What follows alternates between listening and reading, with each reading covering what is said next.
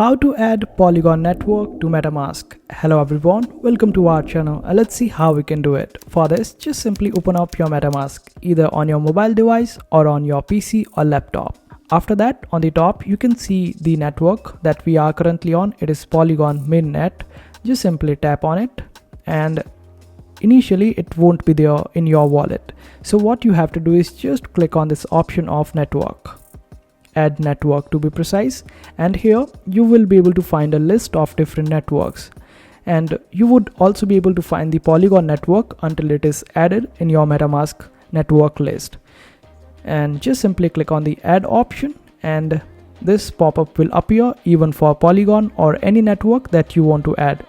Click on confirm and close it up. Then you can get back and click on the list of networks again, and the Polygon network will appear here. Simply click on it and you would be able to switch to Polygon network on Metamask, and this is how you do it.